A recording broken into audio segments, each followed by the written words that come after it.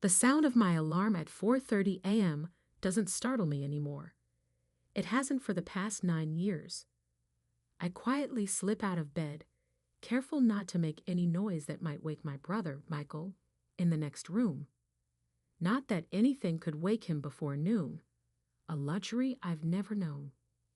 At 22, while my peers post about their morning coffee runs and late-night study sessions, my morning routine reads like a servant's schedule. Prepare Michael's clothes for his business meeting, another pyramid scheme presentation, cook breakfast for the family, clean the kitchen, pack Michael's lunch, organize his documents, and somehow squeeze in studying for my medical school entrance exams between managing his life and keeping our parents happy. My name is Emma, and I've been my family's unpaid maid since I was 13. Emma. My mother's sharp voice cuts through my thoughts as I'm scrambling eggs, Michael's favorite, because heaven forbid he eat the wrong breakfast before his big day. Yes, Mom. Did you iron Michael's blue suit? He needs to look perfect for his meeting with those investors. I'd bite back a sigh.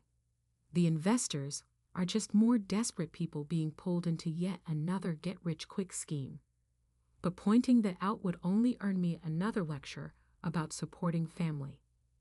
Yes, Mom. It's pressed and hanging in his room, along with the tie and shirt he picked out. Good girl. She pats my head like I'm a well-trained dog. At least one of my children knows their responsibilities. The irony of her statement would be laughable if it weren't so painful. Michael, at 27, has burned through 3 college attempts, 5 failed business ventures, and enough of our parents' money to put several kids through private university. Meanwhile, I've maintained a 4.0 GPA through high school and college, worked part-time to save for medical school, and managed the entire household, all while being told I'm merely fulfilling my natural role as a daughter. Mom, I start carefully, keeping my eyes on the eggs. I got my MCAT results back yesterday. She's barely listening, scrolling through her phone.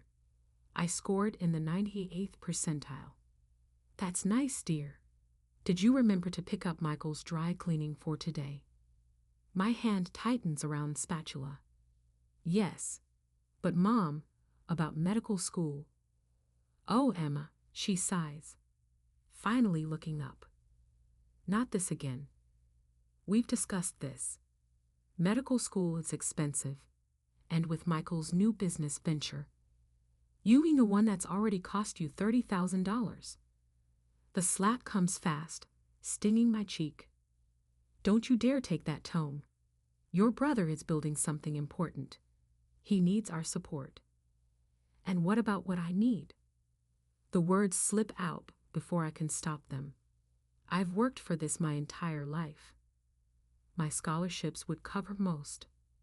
Your responsibility is to this family. Her voice rises, her face flushing with anger. We've given you everything, a roof over your head, food, education. This is how you repay us? By being selfish? Selfish? I laugh, a hollow sound. I've spent 9 years being this family's servant. I cook. I clean. I organize Michael's life. You ungrateful little. She raises her hand again, but this time I step back. Hit me again, I say quietly. Give me another reason to leave. Her eyes widen. Leave? You wouldn't dare. Try me. The sound of heavy footsteps announces my father's arrival. What's all this noise? Emma, is breakfast ready? Your daughter is being disrespectful, Mom announces, talking about leaving, abandoning her family duties. Dad's face darkens. Is that so? I stand my ground, though my hands shake slightly. I got into medical school, full academic scholarship. I start in the fall. Absolutely not. Dad's response is immediate. Your brother needs you here. His business is about to take off. And his business is a scam. The words explode out of me, just like the last 5 were. And you keep throwing money at him while telling me I can't pursue my dreams because it's my duty to serve him. The second slap comes from Dad, harder than Mom's. How dare you speak about your brother that way? After everything we've done for you. Done for me? I touch my stinging cheek. What exactly have you done for me? Everything I've achieved. I've done while acting as Michael's personal assistant and this family's maid. That's what daughters do. Mom shrieks. That's your purpose. No, I say, stepping back further. My purpose is to become a doctor, to help people, to build my own life. If you walk out that door, Dad warns, don't bother coming back. No daughter of mine. What's all the yelling about? Michael appears in the doorway, still in his pajamas, despite his important meeting being in 2 hours. Emma, where's breakfast? Make it yourself, I say, surprising everyone, including myself. What? I said, make it yourself. You're 27 years old. Figure it out. Emma? Mom gasps. Apologize to your brother right now. Instead, I walk to the counter where my acceptance letter sits hidden under a stack of Michael's business proposals. I pull it out, holding it like a shield. I got in, full scholarship, and I'm going. You can't, Michael says, looking genuinely confused. Who's going to take care of everything? You are. All of you will, because I quit. Dad steps forward menacingly. You ungrateful little. Touch me again. I interrupt, and my first call will be to the police. My second will be to Aunt Jessica, the one who's been begging me to report you for years. They freeze. Aunt Jessica, Mom's sister, has been the family black sheep ever since she escaped a similar situation 20 years ago. She's also a successful lawyer who's been watching our family dynamic with increasing concern. You wouldn't, Mom whispers. Try me. I'm done being your slave. I'm done watching you throw money at Michael while telling me I don't deserve an education. I'm done being hit for having dreams. But Michael looks lost. Who's going to organize my presentation materials? You are. Welcome to adulthood, big brother. It's only about 14 years overdue. I head for the stairs, but Dad blocks my way. If you go to your room right now and forget this nonsense, we'll pretend this never happened. No, I say simply. I'm not going to my room. I'm going to pack my bags, and then I'm going to my future. We'll cut you off. Mom threatens. No more money. No more. You've never given me money. I laugh. My college fund went to Michael's failed restaurant. My savings from my part-time job paid for my applications. My scholarships will pay for medical school. You have nothing to hold over me anymore. Family loyalty, Dad starts. Loyalty goes both ways. I cut him off. And it shouldn't come with bruises. I'm halfway up the stairs when Michael calls out. But what about my meeting today? Figure it out. I call back. I hear YouTube has great tutorials on how to be an actual adult. In my room, my hands shake as I pull out the pre-packed bags I've been secretly preparing for weeks. Clothes, documents, the emergency cash I've been hiding. My phone buzzes. A text from Aunt Jessica. Car's around the corner whenever you're ready. So proud of you, kiddo. Another buzz. My best friend Maya. Room's ready. Mom says stay as long as you need. I can hear my parents arguing downstairs. Mom's tears, always on cue when she's losing control. Dad's threats, Michael's confused questions about who will handle his schedule now. 9 years of conditioning tell me to go down there, apologize, fall back in line. 9 years of bruises and belittlement tell me to stay, serve, submit. But the acceptance letter in my hand tells a different story.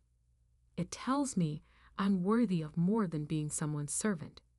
It tells me I'm smart enough, strong enough, good enough to build my own life. My phone buzzes one more time.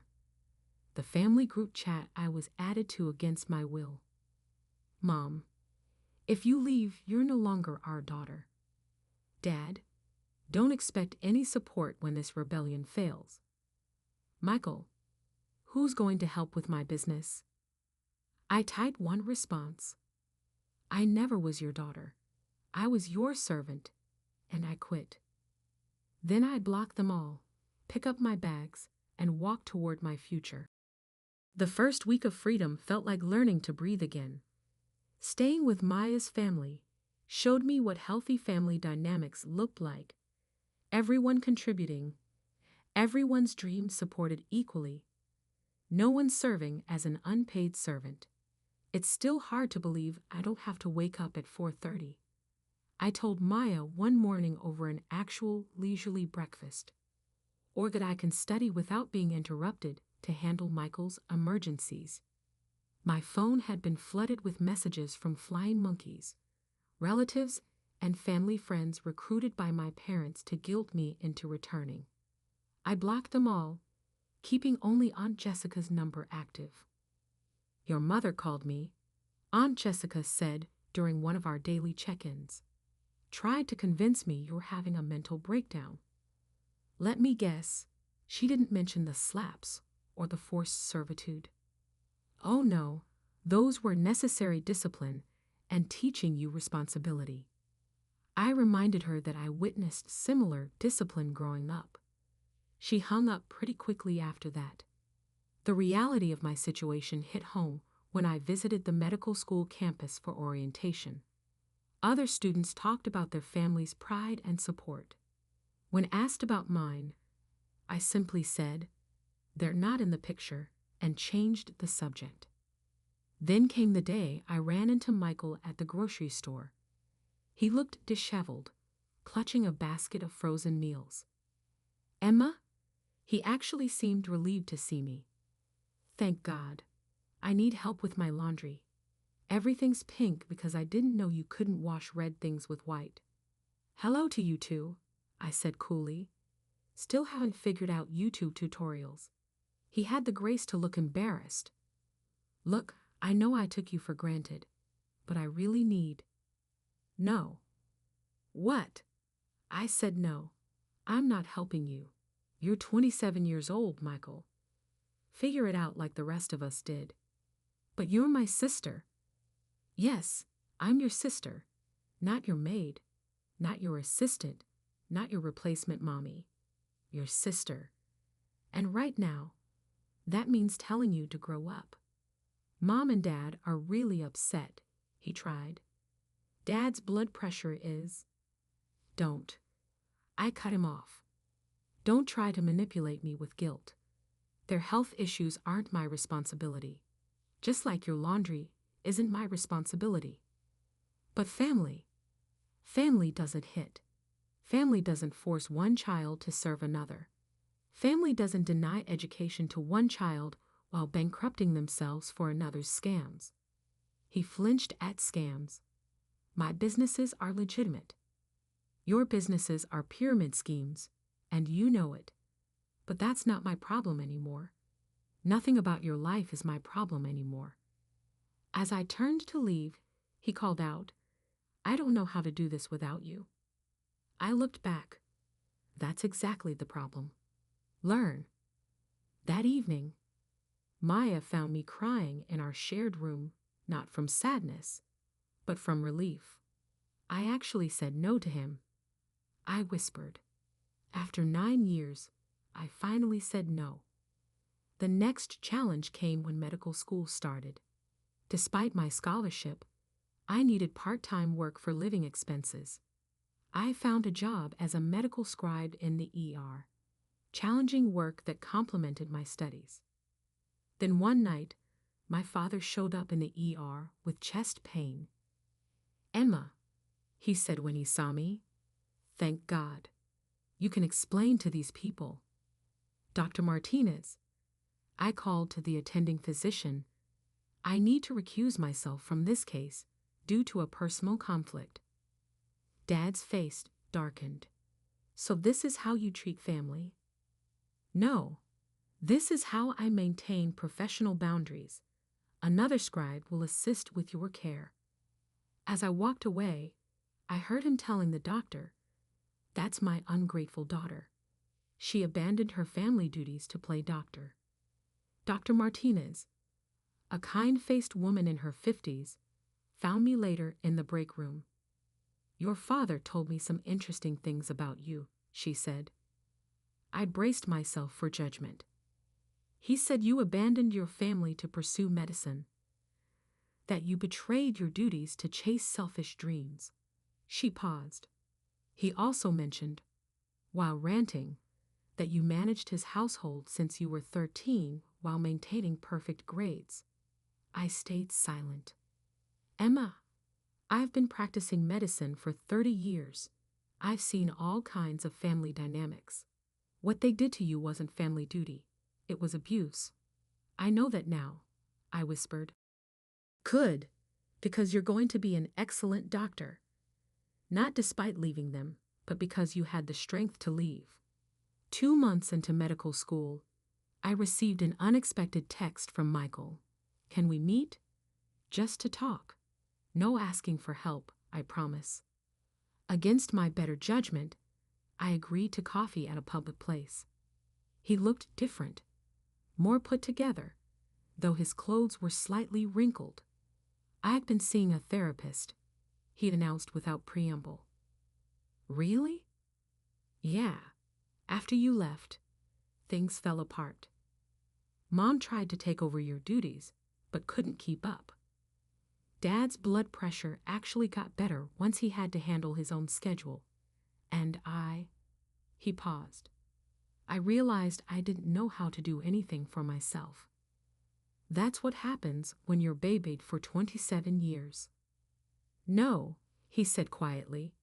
"That's what happens when you're allowed to exploit your sister for 9 years."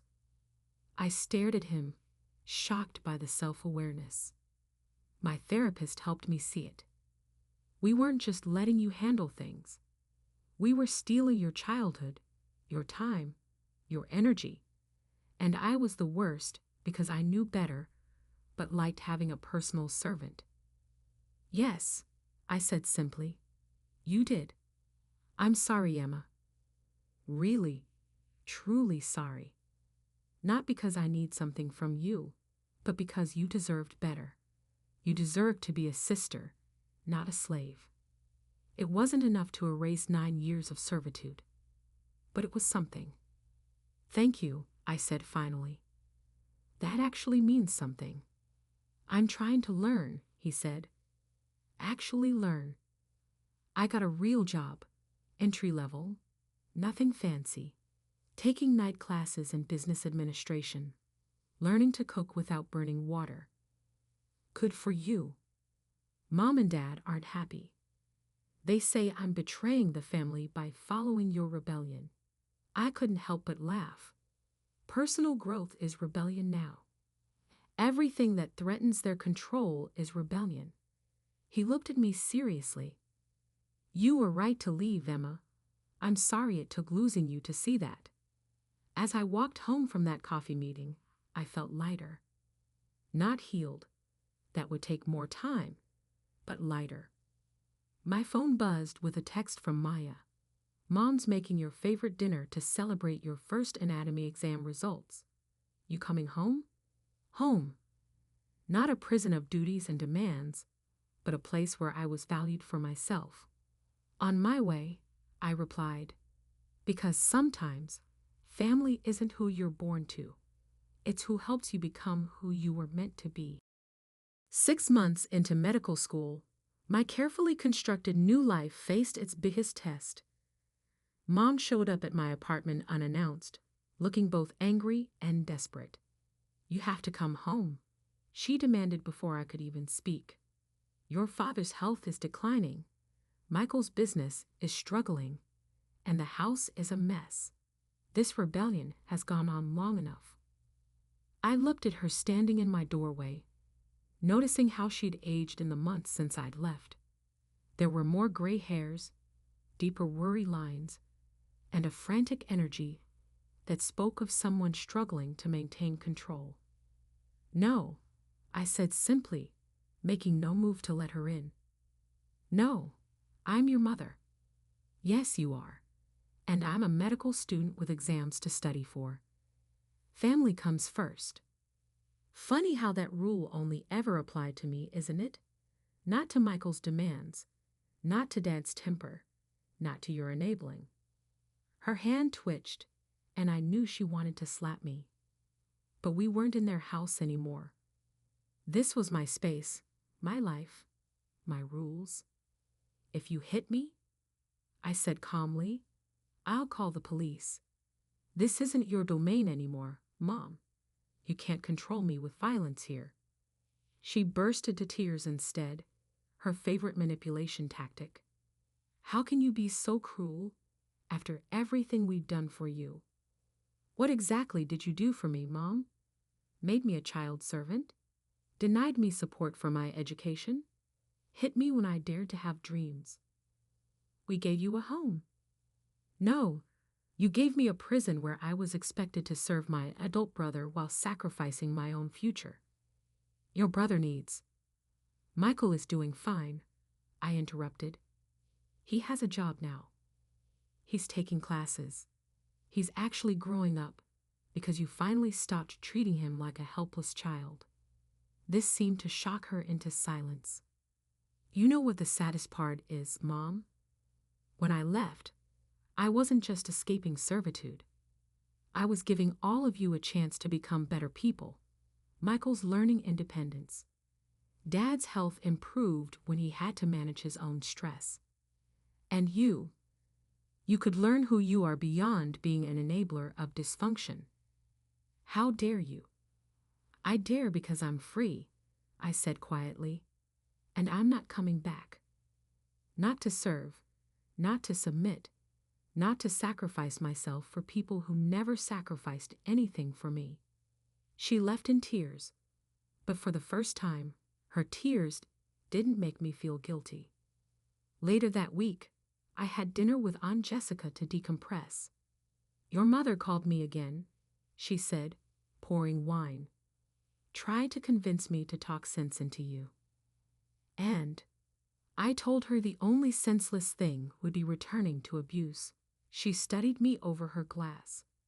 "You know, you remind me of myself at your age. Breaking free, choosing yourself, dealing with the guilt trips. How did you handle it? One day at a time, building a life that proves their narrative wrong, becoming successful, not despite leaving, but because you left." The conversation was interrupted by a text from Michael. "Mom came by my apartment too. Tried to guilt me into demanding you come back. I told her no. Progress, right?" I showed Aunt Jessica the message. "Well," she smiled, "looks like you didn't just save yourself. You showed your brother another way too." The real breakthrough came during my first major medical school presentation. I was discussing a complex case when I noticed a familiar face in the back of the lecture hall. Dad. My heart raced, but I kept my voice steady, completing my presentation to approving nods from my professors. Afterward, he approached awkwardly. "That was impressive," he said, looking uncomfortable. "The medical terminology, the analysis?" "Thank you," I said cautiously. "Why are you here?" "Your aunt. She's been sending us updates about your progress. Articles you've published in student journals. Awards you've received." He shifted uncomfortably. I wanted to see for myself. See what? That I could succeed without being Michael's servant? He flinched. Emma, I've been seeing a counselor. The hospital made me after my last blood pressure scare. She's been making me look at some hard truths. I waited, offering no emotional support. He'd have to do this on his own. I failed you, he said finally. We all did. We took a bright, capable young woman and tried to turn her into a servant because it was easier than making Michael grow up. Yes, you did. I hit you for wanting an education, for having dreams. His voice cracked. What kind of father does that? The kind who needs to do a lot of work on himself before his daughter can trust him again. He nodded slowly. I know I don't deserve forgiveness or another chance, but I wanted you to know I'm proud of you. Not despite your rebellion, but because of it. You're stronger than I ever was. It wasn't enough to erase years of abuse, but like Michael's apology, it was a start. That evening, I had a long talk with Maya and her parents, who'd become my surrogate family. Your father came to see you. Maya's mom looked concerned. Are you okay? Actually, yes, I realized, because for the first time, he saw me. Not as a servant, not as an extension of Michael's needs, but as me. People can change, Maya's dad said quietly, if they're willing to do the work.